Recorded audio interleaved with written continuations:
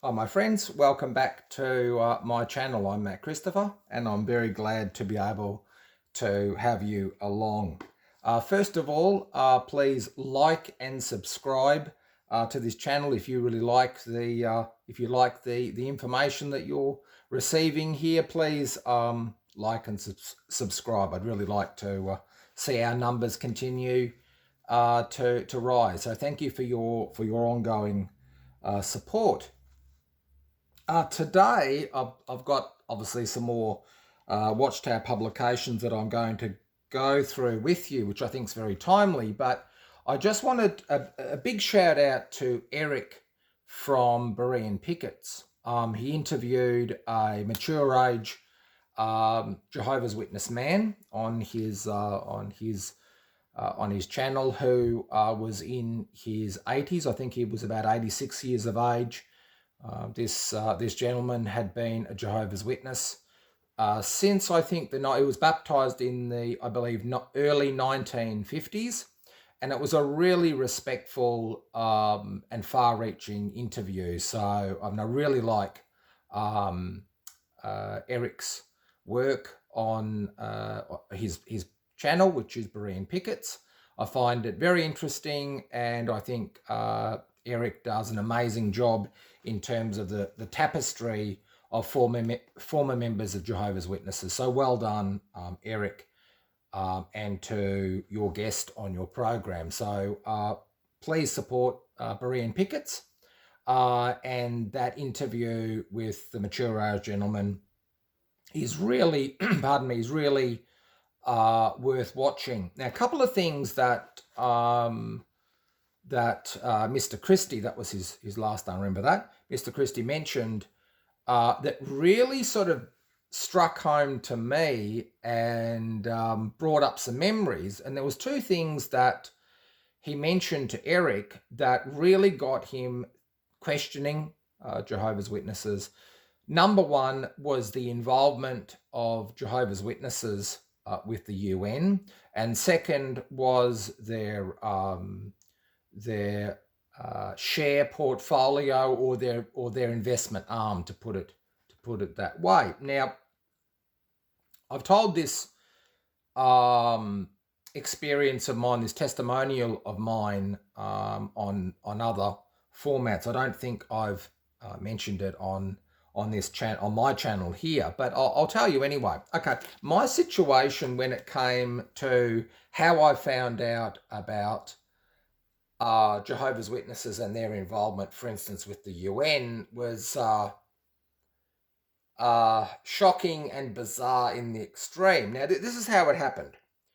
Friends of my wife Monica and I, who live literally up the road here, probably live about 10 streets away from us. My friend, his parents, and he was born in the UK and then immigrated out to Australia. His parents I was very close with them. They came out visiting here in Australia. Anyway, I was sitting in the kitchen with my friend's father, and let's just call him John. John was telling me, this is my friend's father, John was telling me all about what's happening with Watchtower, and he is very close, or was very close, with the members of the branch committee at Mill Hill in the UK. Anyway, and at that moment, or that time, one of his friends had just come back from Gilead. Okay? Now, Gilead is, for want of a better word, the college that they have, an internal college that Jehovah's Witnesses have to train their missionaries, okay? And so they have a graduation process and all of that, and they're sent off to their assignments to forward the message according to Jehovah's Witnesses all around the world. Okay, so let's say John, that's not his name, but John was saying, oh, it's amazing what's happening, Matt. He said, did you know that the UN actually pays for the Gilead graduates, so that when they get their diplomas, or I think it's their diplomas, that they are able to get access to countries all around the world, and they do a numeracy and a literacy course that they do right around the world. And I looked at John and I said, we're in my friend's little kitchen, and I said, what did you just say? He goes, no, the UN, they pay for it. They do it. They actually, the certificates and so forth, they pay for their qualifications so that they can go and get access to all these countries. I said, what are you talking about? I said, that's not right. Now, at that time, we had finished I think it was about that time we'd finished or still going through, I think it was the third time we went through the Revelation Grand Climax book. So, at that time, the UN was the counterfeit kingdom that was set up by Satan, the devil on earth, as the alternative to Jesus Christ. Okay, so you had governments that were like, as the Bible says, that they're public servants, they're placed in their relative place, but the UN was the satanic manifestation of the alternative kingdom to Jesus Christ. And I said, mate, this can't be right. He goes, no, but it is, Matthew. I said, no, it's not. I said, there's no way that Watchtower would be involved with the UN. They wouldn't have that. They could. He goes, yes, they do. And we started having a fight. My wife's going, oh, Matt, please don't. And I was like, no, that can't be, because the UN is the wild beast. As I said, is this satanic representation on earth. And he told me, in no uncertain terms, that I didn't know, what the organisation was doing, and I was ignorant, basically. Anyway, so I was upset about that, as you would, and I went to the elders, and I said, "You're not going to believe what John told me, coming from the UK, that the Gilead graduates and the UN's involved with them and all." And the elders went, "Oh, well, maybe they are." But they can't be. They can't be. That's impossible. That's not right. I mean, this is Satan's organization. They weren't worried about it, because John was an elder from the UK, very well known. And great guy, no problem with that. But he was very well connected with the Bethel family in the UK. Anyway. Sometime after, the circuit overseer came by, and we got talking about things that the false stories that are going around and so forth.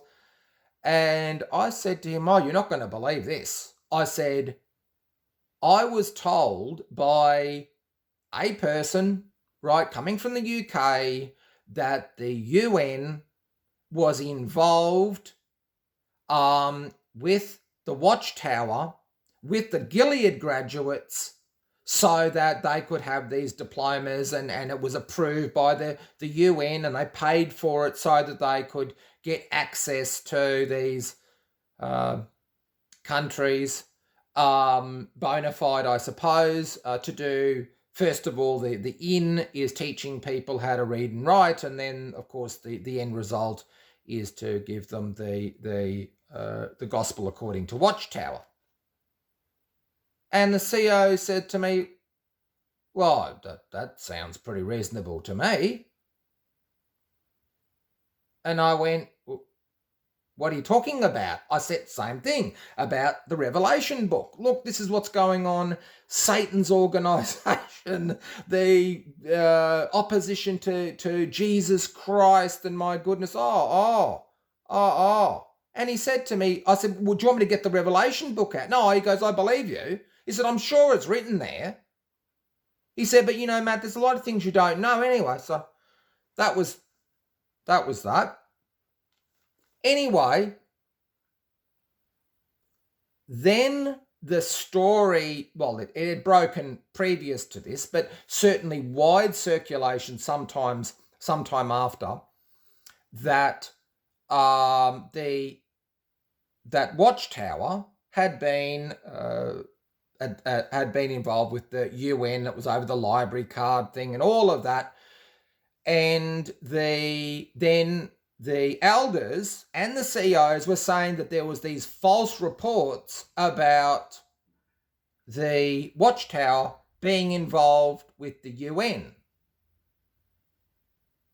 And this is why I say I had the worst luck in the world. I said, hang on. I remember how we spoke some time ago about when John came from the UK, friends in Mill Hill, how the UN was involved with the Gilead graduates, and you're going, yeah, well, maybe it is, and the CEO, same CEO, I spoke to him about it, and I said, you told me that there's things I don't know about the organisation and that you couldn't see a problem. What's the story?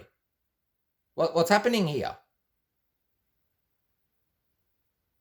And their answer was, oh, well, the society doesn't want stories. But look, so that was my introduction to that. So it wasn't the issue of the library card. It was actually deeper than that. It was that the UN was involved or legitimising of the Gilead graduates as they went on their assignments. Okay, so that's even worse than what was Watchtower said, that he just needed to sign up to get access to their library. No, this was entwined with the Gilead graduates. Okay, so that reminded me of that. Secondly, about Watchtower's investment arm. Okay, I was witnessing in Caloundra, a beautiful seaside area where I used to live in Queensland, Australia. Anyway, I went to the door one day with another person, and we're there, and this guy came out. He was an American guy, and he was very friendly, very nice guy. And he says, look, I just want you to know this. He said, I was a stockbroker in New York. He said, and I was involved with dealing with Watchtower's, with its investments. And he said, I just want to say this. He said, I've got no problem with Jehovah's Witnesses. He said, but they're just the same as everybody else. They've got all,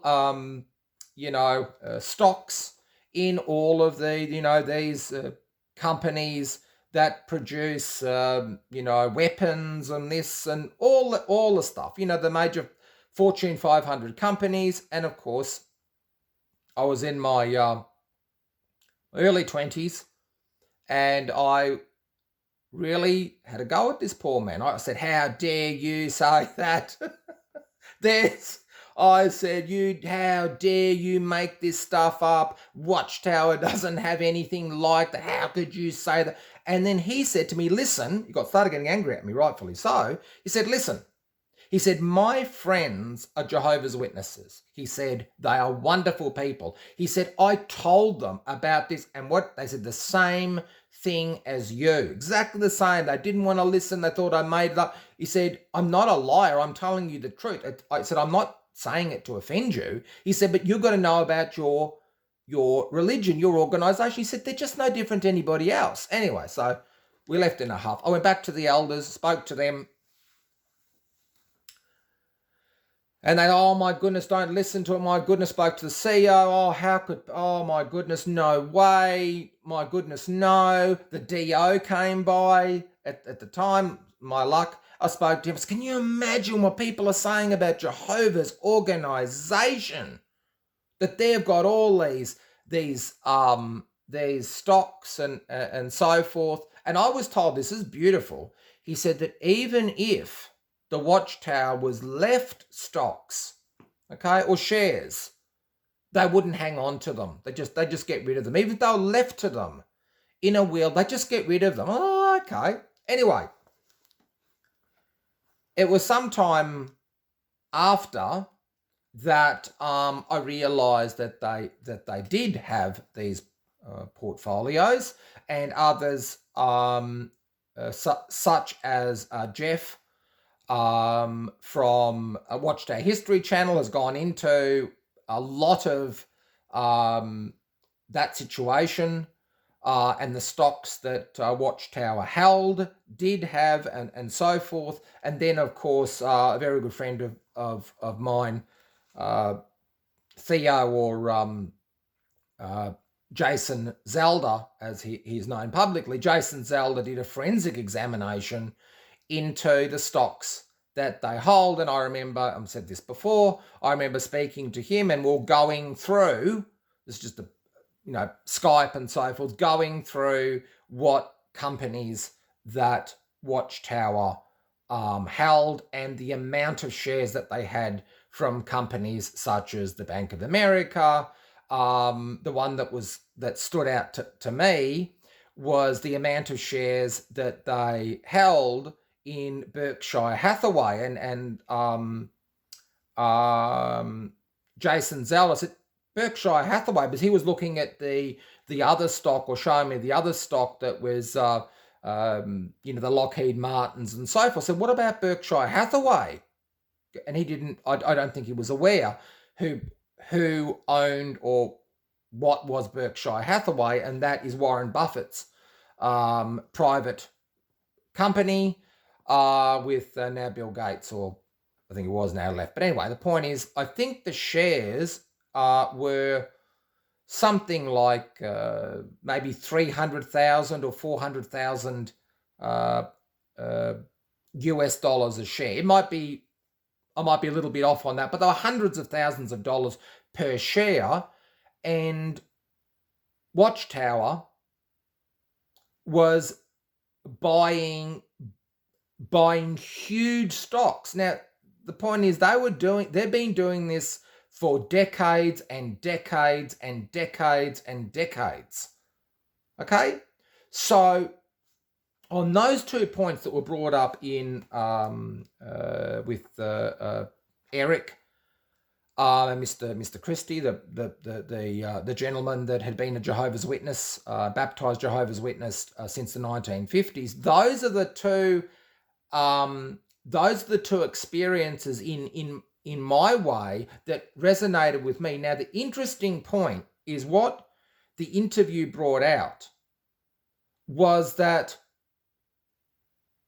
when the Jehovah's Witnesses found out that this elder, this is the one that was being interviewed by Eric, as soon as they found out that he was talking about Watchtower's involvement with the UN or its investment, they basically were going to form, or were trying to form, a judicial committee to see what on earth's going on. Where did he find out about this? Where did how did he know? And as he said, that one of his friends who was there, a fellow elder, was actually crying. That's how distressed this person was, because the interrogation's going to happen, and if you're not going to recant, they're gonna get you. Now we know, everybody who wants to know can find out for themselves. The UN, the actual UN itself, had written many, many times about Watchtower's involvement with them. Okay? Of course, Watchtower says that they only did it to get access to the library, and they didn't know what the terms and conditions were of being in the UN, and they didn't, which is all just absolute rubbish. Nobody believes that at all. And as I mentioned about the situation with Gilead, which isn't widely known, that's just not in dispute anymore. So I thought that was really interesting, and I think, just as a side note, is that all of the XJWs in some way, shape, or form that are activists actually have a vital role to unlock. They're sort of like we're all part of this master key that is opening up Watchtower and exposing it for what it is, a fake and a phony. Okay, that's exactly what it is. And with the changes that have happened now, it's as clear as day that there's no divine providence or direction for their ruling, none at all. And I think that that's becoming very clear for people to see. Now, I was going to bring another subject up, but this is just incredible. In my binder, I don't know whether you can see. You probably can't see them. These are all my photocopied binders of information that I feel is really vital. Anyway, this one here, I hope, and I don't mean that, well, I hope it tickles your funny bone. Because in light of the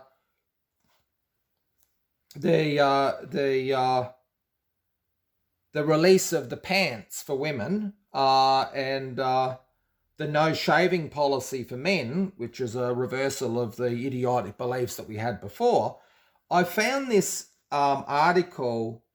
Found these articles, and I think they're really worth having a look at. Now, in 1970, a couple of years before I was born, April the 22nd, 1970, Awake, and the theme, my friends, of this article it's for the Awake, changes in the churches. What do they mean for you? Isn't that interesting? Changes in the churches. What do they mean for you? April 22nd, 1970, Awake.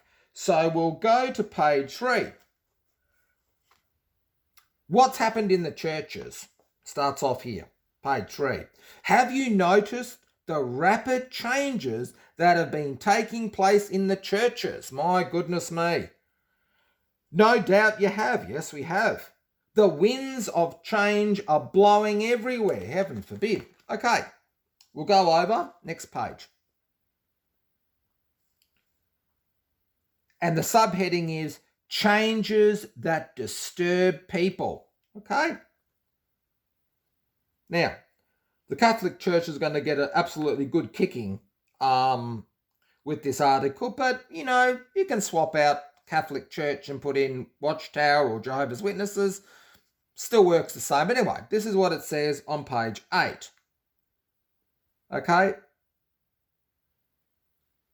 It says, a businessman in Colombia expressed the effect, the changes, this is in the Catholic Church, that have had on many. He says, tell me, he asks, how can I have confidence anymore? How can I believe in the Bible, in God, or have faith? Just 10 years ago, we Catholics, change them out to Jehovah's Witnesses, we Catholics had the absolute truth. Does that sound familiar at all? We had the absolute truth. We put all our faith in this. Now the Pope, governing body, the Pope and our priests are telling us that this is not the way to believe anymore, but we are to believe new things. How do I know the new things will be the truth in 5 years? Okay? How do I know that the new things will be the truth in 5 years? Okay, interesting question. Does that sound like Watchtower at the moment with its ever-changing things? What was set in concrete is now, and which was displeasing to Jehovah God, and now it's not. Okay, the effect. So we go to page 9 under the subheading, the effect. The effect upon many devout Catholics has been devastating. Okay.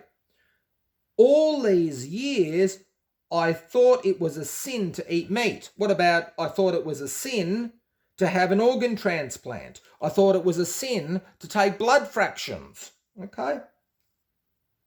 Explains a housewife in the United States. Now, I suddenly find out that it isn't a sin. That's hard to understand. So it's not a sin anymore to take organ transplant, not cannibalism anymore, and it's not a sin to have blood fractions. Many Catholics, Jehovah's Witnesses, cannot understand. Okay. A woman in Canada, a little bit further down, a woman in Canada, I'll just go here. Now, not just a few Catholics have asked such questions. The change in teaching has shaken their confidence in the church, governing body. Would you not feel the same way if this is a great point on page 9, would you not feel the same way if what you had always been taught to be vital for salvation was suddenly considered unnecessary? Would you not be inclined to question other teachings of your church also?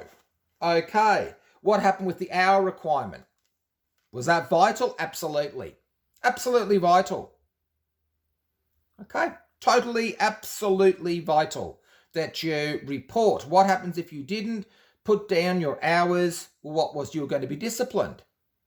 Okay, you couldn't hold privileges, you were inactive, and depending on how long you were in a state of inactivity, right, then that would depend really on the way that the elders and the congregation and Jehovah viewed you, because you were inactive, and the inactive bit was not putting down your hours. Okay? If you put down, it's private, I won't tell you what hours I've done, I've gone out, but you're inactive. That wasn't acceptable. And remember that, as they used to call it, it was accidental witnessing. Remember that? Accidental witnessing, which is talking to a work colleague, that was accidental witnessing. Then they changed their mind to incidental witnessing, but that wasn't allowed initially. The accidental witnessing, you weren't allowed to put down those hours. Okay, now there isn't any hours to be recorded. Okay, interesting. And I'll just go down a little bit further on page 9 so if you want to have a look at this, the April the 22nd, 1970, Awake, changes in the churches. Goodness me, isn't that incredible? Okay, go a little bit further down. And this is giving a good flogging to the Catholic Church. Okay, but hey, there's lessons for everybody in Jehovah's Witnesses. This is from their own publications, my friends. But why is it considered wrong to eat meat on Good Friday, but possible to do so on other Fridays of the year? Okay, why was it okay to allow your loved one to die because of not taking an organ transplant, because you had to remain loyal to Jehovah and Jehovah's principles? Otherwise, it was akin to cannibalism, but now it's okay. Why is that? Okay. It has caused thinking persons to wonder. Back in the paragraph, many people have begun to ask questions regarding the basis of this teaching, as well as about other church teachings. And what especially disturbs them is that they have not received satisfying answers. Now, no apologies for the changes. Okay, we're looking at the changes or the modifications to for those who are disfellowship. What was the thing? That even the smallest thing, the smallest conversation with a disfellowship person was showing your disloyalty to Jehovah God. And you know what? Jehovah came before your family. Okay, now that's changing. Okay, now it's choose your own adventure. You decide whether you get disfellowship. Okay? And what's the satisfying answers? Oh, well, we just prayed about it and we've just changed our mind. Is that satisfying? Not for a thinking person. It's certainly not. Anyway, we'll go over to page 10 of this article. Thus, many truth seekers are having their eyes open to see that the Catholic Church, or Watchtower, has not been holding strictly to God's word, and they are wondering whether any religion that does not do so is worthy of their confidence and support. And I think that is a I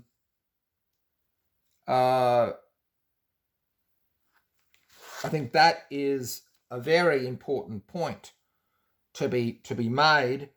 And the Watchtower of July the 1st, 1968 actually sums it up very well, actually.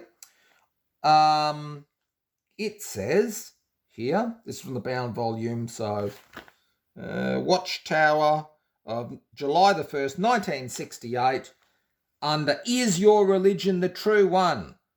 There is a way to tell. Do you know how? And well, with this I totally agree.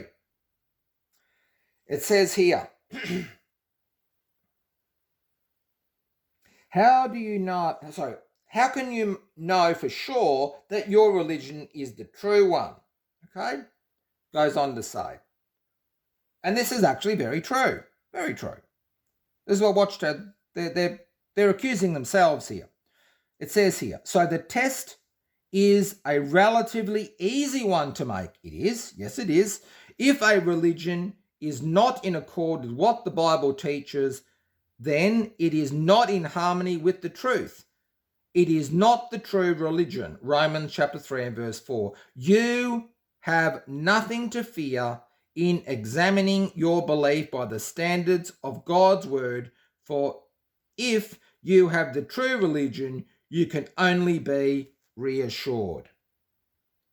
So, just on that point, and hopefully that was, you found that article primarily was taken from April 22nd, 1970, Awake, Changes in the Churches, What Do They Mean for Us? Anyway, point is,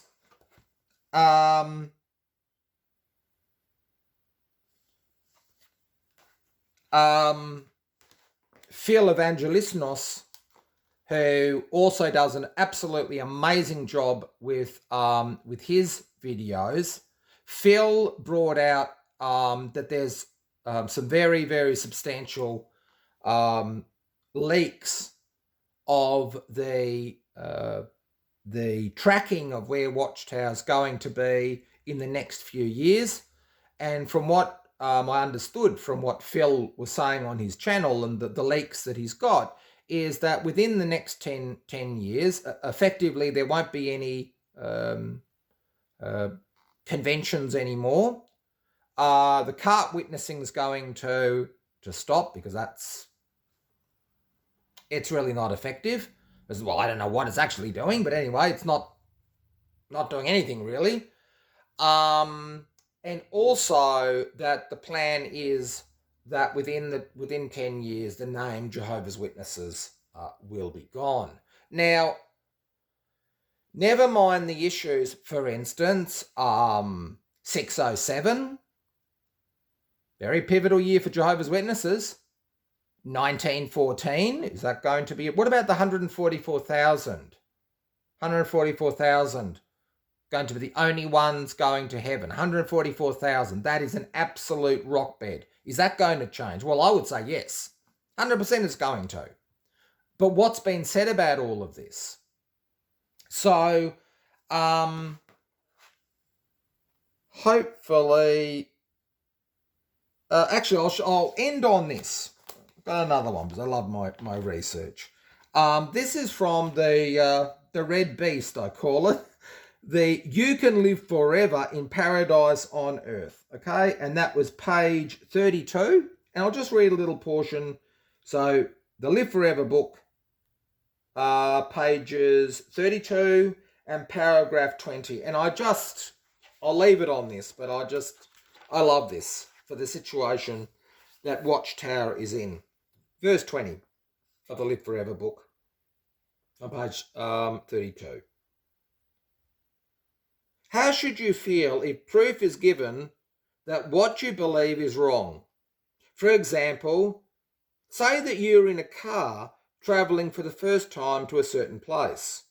You have a road map, but you have not taken time to check it carefully. Someone has told you the road to take. You trust him, sincerely believing that the way he has directed you is correct. But suppose it is not. What if someone points out the error? What if he, by referring to your own map, shows that you are on the wrong road? Would pride or stubbornness prevent you from admitting that you are on the wrong road? Well then, if you learn from an examination, of your Bible that you are traveling a wrong religious road, be willing to change, avoid the broad road to destruction, get on the narrow road to life. Amen.